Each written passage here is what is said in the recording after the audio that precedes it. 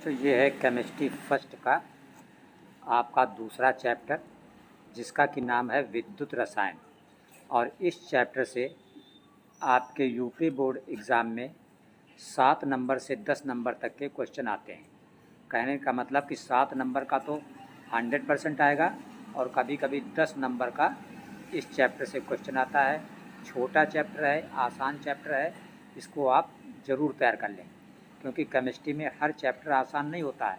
तो जो आसान चैप्टर हैं उनको आप पूरा का पूरा तैयार कर लें, ताकि वहाँ पे नंबर आपके बिल्कुल सॉलिड हों, 100% श्योरिटी हो, पक्का हो। और इसे MP board, Bihar board, Rajasthan board के बच्चे भी इसको देख के तैयारी कर सकते हैं। इससे पहले हमने केमिस्ट्री फर्स्ट का चैप्टर आपके लिए किया है विलयन। आप यूट्यूब पे हमारी जाके सर्च कर सकते हैं, यस कोचिंग नाम से हमारा यूट्यूब चैनल है। उस पर आप लिखेंगे विलयन बाय यस कोचिंग, आपको चीज़ें दिख जाएंगी। और इसी तरह हम केमिस्ट्री सेकंड का हाइलो एल्केन और हाइलो एरीन कंप्लीट कर चुके हैं। हाइलो एल्केन देखना है, आप यूट्यूब पर जाएं, लिखें haloalkane by yes coaching, आपको पूरा दिख जाएगा। हाइलो एरीन देखना है, लिखें haloarene by S coaching, ठीक है। और अभी तक जिन बच्चों ने चैनल को सब्सक्राइब नहीं किया है, चैनल सब्सक्राइब अवश्य कर लें, ताकि नोटिफिकेशन आसानी से पहुंचता रहे और पूरे कक्षा 12 की केमिस्ट्री वो हमारे साथ तैयार कर सकें। तो देखते हैं इस चैप्टर 2 के, जिसका कि नाम है विद्युत रसायन, कौन कौन से इम्पोर्टेंट टॉपिक हैं जो हमें तैयार करना है। तो जो पहली बात आपको समझनी है इसमें, वो आपकी है ऑक्सीकरण। क्या है? ऑक्सीकरण। तो ऑक्सीकरण किसे कहते हैं? यहाँ पे हमने हिंट लिखा है, ऑक्सीजन का जुड़ना। किसी भी तत्व से ऑक्सीजन जुड़े तो क्या होता है? ऑक्सीकरण। या दूसरे शब्दों में हाइड्रोजन निकले, मतलब ऑक्सीजन जो है वो जुड़े या हाइड्रोजन क्या हो?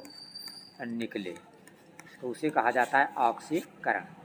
लेकिन आधुनिक परिभाषा क्या है कि इलेक्ट्रॉन का त्याग अगर हो रहा है, इलेक्ट्रॉन का क्या हो रहा है? त्याग हो रहा है, तो समझ जाइए वहाँ पे ऑक्सीकरण है। जैसे मान लीजिए जिंक है और इधर हो जाता है Zn2 प्लस 2E, इसका मतलब ये जिंक क्या कर रहा है? 2 इलेक्ट्रॉन का त्याग कर रहा है। इलेक्ट्रॉन कैसा होता है? निगेटिव। तो जब कोई चीज़ निगेटिव अलग होती है तो उतनी ही पॉजिटिव क्या हो जाती है? बढ़ जाती है।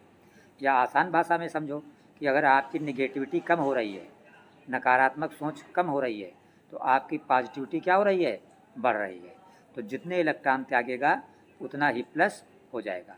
दूसरे शब्दों में से ऐसे भी कह सकते हैं, यहाँ पे जिंक पे प्लस कुछ नहीं है, मतलब 0, और यहाँ पे जिंक पे प्लस क्या है? 2। इसका मतलब प्लस अगर बढ़ रहा है, प्लस क्या हो रहा है? बढ़ रहा है, तो दिस मीन्स उसका क्या हो रहा है? ऑक्सीकरण हो रहा है। तो इसी चीज़ को हमने यहाँ पे समझा के लिख दिया है, आप यहाँ से नोट कर सकते हैं। ये देखिए लिखा है ऑक्सीकरण की परिभाषा। क्या लिखा है कि ऑक्सीजन का जुड़ना या हाइड्रोजन का निकलना, यही होता है ऑक्सीकरण। और का मतलब ये आधुनिक परिभाषा कि वह प्रक्रिया जिसमें कोई अणु हो या परमाणु हो या आयन हो, एक या एक से अधिक इलेक्ट्रॉन का क्या करे? त्याग करे। जैसे यहाँ पे हमने एग्जाम्पल दिखाया है, अभी वही एग्जाम्पल जो हमने समझाया था, Zn से Zn2 प्लस, क्योंकि ये जिंक 2 इलेक्ट्रॉनों का त्याग करता है। यहाँ पे देखिए Fe2 का मतलब होता है फेरस। अब ये 1 इलेक्ट्रॉन का त्याग कर रहा है, तो 1 प्लस बढ़ जाएगा, तो 2 से क्या हो गया? 3, Fe3 प्लस।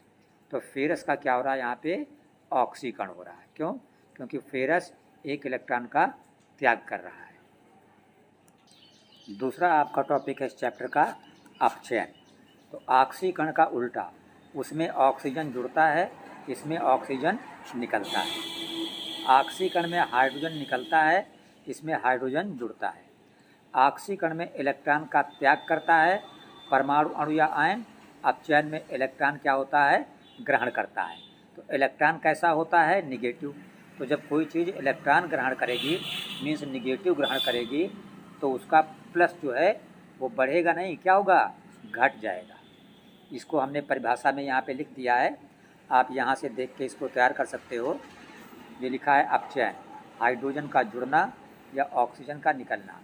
और करके ये मॉडर्न आधुनिक परिभाषा है कि जब भी कोई अणु, परमाणु या आयन इलेक्ट्रॉन क्या करे, ग्रहण करे। तो पहले हाइड्रोजन का जुड़ना, तो देखिए हमने CuO में प्लस H2 कर दिया, तो ये H2 और O मिलके हो गया H2O और Cu हो गया अलग। तो चूंकि यहाँ पे हाइड्रोजन जुड़ रहा है तो इसलिए क्या हो रहा है, अपचयन हो रहा है। ठीक है। और क्या होता है, और दूसरी परिभाषा क्या है कि अणु, परमाणु या आयन इलेक्ट्रॉन ग्रहण करे। यहाँ पे देखिए Fe3+, ये जो फेरिक है ये प्लस ही, प्लस का मतलब ये इलेक्ट्रॉन ग्रहण कर रहा है। तो जब इलेक्ट्रॉन ग्रहण कर रहा है, निगेटिव ग्रहण कर रहा है, तो प्लस क्या होगी, प्लस में कमी होगी। तो 3 + 1 माइनस, तो 3 से 1 गया 2, इसीलिए Fe2+ हो जाता है। तो आई होप आप ऑक्सीकरण समझ गए और अपचयन समझ गए। ऑक्सीकरण और अपचयन का समझना केमिस्ट्री में बहुत ही इम्पॉर्टेंट है। अगला मोस्ट इम्पॉर्टेंट टॉपिक है इसका चालकता। तो कोई पूछे आपसे चालकता किसे कहते हैं, बिल्कुल छोटी सी परिभाषा है कि जो चालकता होती है वो प्रतिरोध का व्युत्क्रम होती है। व्युत्क्रम का मतलब उल्टा। तो सूत्र आपका क्या बन जाएगा, चालकता का मतलब C बराबर व्युत्क्रम का मतलब उल्टा, किसका उल्टा, प्रतिरोध का। तो प्रतिरोध को दिखाते हैं आप R से, तो उल्टा व्युत्क्रम का मतलब उल्टा, यानी 1/R। ये आपका सूत्र बन जाएगा C बराबर 1/R, जहाँ पे R क्या होता है आपका, R होता है प्रतिरोध। अब आपने पढ़ा है कक्षा 10 से कि प्रतिरोध का मात्रक क्या होता है, ओम। तो ये 1/ओम, ओम ऊपर गया तो ओम की घात -1, इसका मतलब चालकता का मात्रक हो गया ओम की घात -1, या इसी को प्रति ओम भी आप पढ़ सकते हैं। अगला आपका टॉपिक है विशिष्ट चालकता। विशिष्ट चालकता को K से दिखाते हैं। तो विशिष्ट चालकता होती क्या है, परिभाषा लिखी है कि विशिष्ट प्रतिरोध का व्युत्क्रम विशिष्ट चालकता कहलाती है। इसका मतलब जो K आपका होगा ये बराबर होगा 1/, विशिष्ट प्रतिरोध को रो से दिखाते हैं, K बराबर 1/रो। अच्छा, अब देखिएगा ये R जो है ये बराबर होता है रो इंटू L/A, जहाँ पे रो क्या होता है, विशिष्ट प्रतिरोध होता है। तो अगर रो निकालेंगे आप ये इतना, तो ये R हो जाएगा, A कहाँ जाएगा, ऊपर जाएगा, और L कहाँ जाएगा, नीचे। तो रो की जगह पर आप R इंटू A/L लिख सकते हैं। तो बराबर 1 की जगह पे 1, नीचे रो है तो रो की जगह पर R इंटू A, और A के नीचे यहाँ पे क्या है, /L। तो ये L नीचे वाला जो L है ये पलट के कहाँ चला जाएगा, ऊपर चला जाएगा। अब ये 1/R जो है अभी अभी आपने देखा था, यहाँ देख सकते हैं हमने पढ़ाया था, 1/R किसके बराबर होता है, C का मतलब चालकता। तो 1/R की जगह पे आप C लिख सकते हैं। तो जहाँ पे 1/R है यहाँ पे हमने लिख दिया C इंटू L/A, और इधर क्या है आपका K। तो K बराबर बन गया आपका C इंटू L/A।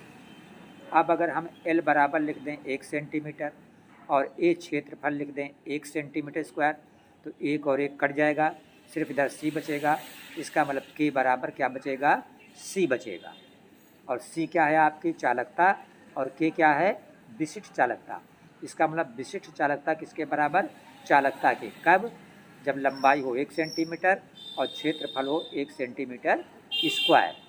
तो यहाँ पे वही लिखा है, यदि L बराबर 1 सेंटीमीटर हो जाए और अनुप्रस्थ काट का क्षेत्रफल A 1 सेंटीमीटर हो जाए तो K बराबर क्या रह जाता है, C।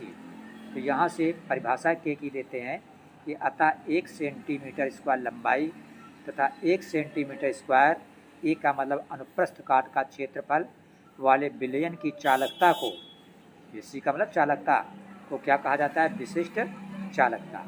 अब इसका मात्रक होता है प्रति ओम प्रति सेंटीमीटर, या ओम की घात -1 सेंटीमीटर की घात -1, या दूसरा मात्रक इसका होता है S का मतलब सीमेंस, सीमेंस प्रति सेंटीमीटर। -1 का मतलब प्रति होता है, सीमेंस प्रति सेंटीमीटर। आपका पांचवा टॉपिक है इस चैप्टर से, जो आपको तैयार करना है वह है मोलर चालकता, और इसको दिखाते हैं लैम्डा m से। तो परिभाषा क्या बनेगी?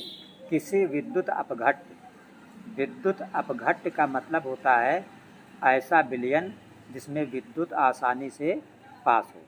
और जब किसी विलयन में विद्युत पास होती है तो वो जो विलयन होता है वो अपने आयनों में टूट जाता है, और जब कोई चीज़ आयनों में टूटती है तभी उसमें करंट पास होती है, तभी उसमें चालकता का गुण होता है।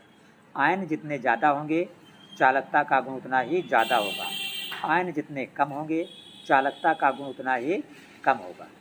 तो परिभाषा है किसी विद्युत अपघट्य के 1 मोल विलयन की कुल चालकता को मोलर चालकता कहते हैं। अब चूँकि मोलर चालकता को लैम्डा m से दिखाते हैं तो सूत्र हो गया लैम्डा m बराबर k इंटू 1000/m, जहाँ पे k आपकी होती है विशिष्ट चालकता और m होती है विलयन की मोलर सांद्रता। मात्रक इसका क्या होगा? इसका लैम्डा m का मोलर चालकता का मात्रक होगा सीमेंस सेंटीमीटर स्क्वायर पर मोल। -1 का मतलब पर यानी प्रति, हिंदी में लिख सकते हैं सीमेंस सेंटीमीटर स्क्वायर का मतलब वर्ग सेंटीमीटर, मोल की पावर -1 का मतलब प्रति मोल। ये इसका लैम्डा m मोलर चालकता का आपका मात्रक हो गया। कभी कभी पेपर में क्वेश्चन इस तरह पूछा जाता है कि चालकता का सांद्रता के साथ परिवर्तन पे क्या प्रभाव पड़ता है। मतलब सांद्रता अगर हम घटा बढ़ा दें तो उसकी चालकता पर क्या प्रभाव पड़ता है। तो अभी हमने बताया था कि जैसे मान लो ये कोई विलयन है, ठीक है, अब इसमें आप पानी जितना ज़्यादा बढ़ा देंगे, क्या बढ़ा देंगे? पानी। तो पानी बढ़ाने से विलयन क्या हो जाता है? तन, मतलब पतला हो जाता है। तो आयन क्या हो जाते हैं? दूर हो जाते हैं। और पानी जितना ही कम होगा उतना ही विलयन क्या होगा? गाढ़ा, और गाढ़ा का मतलब होता है सांद्र, तो उतने ही आयन जो है पास होंगे। तो जब आयन पास होंगे तो प्रति इकाई आयतन में आयनों की संख्या ज़्यादा होगी, तो चालकता भी ज़्यादा होगी। इसका मतलब सांद्रता बढ़ाने से चालकता क्या होगी? बढ़ेगी। पानी जितना ज़्यादा होगा विलयन तन होगा, आयन दूर होंगे, आयन दूर होंगे तो चालकता कम होगी, चालकता कम होगी, आयन दूर होंगे मतलब सांद्रता कम होगी। नंबर 1 में लिखेंगे कि विलयन तन करने पर मोलर चालकता का मान क्या होता है? बढ़ता है। दूसरा पॉइंट आप याद रखेंगे कि विलयन की सांद्रता घटाने पर चालकता घटती है, क्योंकि प्रति इकाई आयतन में आयनों की संख्या जो है वो घटती है।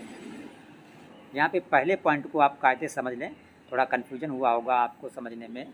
पहला पॉइंट ये कह रहा है कि विलयन तनु करने पर मोलर चालकता का मान बढ़ता है।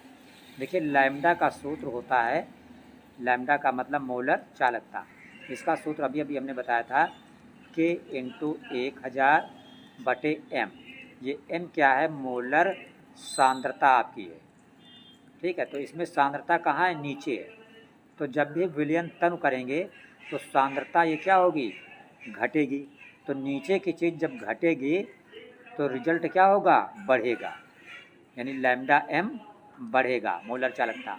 इसीलिए लिखा है कि विलयन तनु करने पर मोलर चालकता का मान बढ़ता है। अब आ जाइए नंबर 2 पे।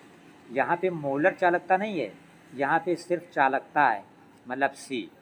तो विलयन की सांद्रता घटाएंगे तो चालकता क्या होगी? घट जाएगी, क्योंकि प्रति इकाई आयतन में आयनों की संख्या घटती है। और तीसरा और लास्ट पॉइंट इसका है विलयन की सांद्रता बढ़ाने से चालकता बढ़ती है, ठीक है। इसको आप तैयार कर लें। कल की नेक्स्ट क्लास में हम आपको बताएंगे विद्युत रासायनिक श्रेणी, कोलराउस नियम और फैराडे के विद्युत अपघटनी संबंधी पहला और दूसरा नियम, जो कि मोस्ट इम्पॉर्टेंट है आपके बोर्ड एग्जाम के लिए।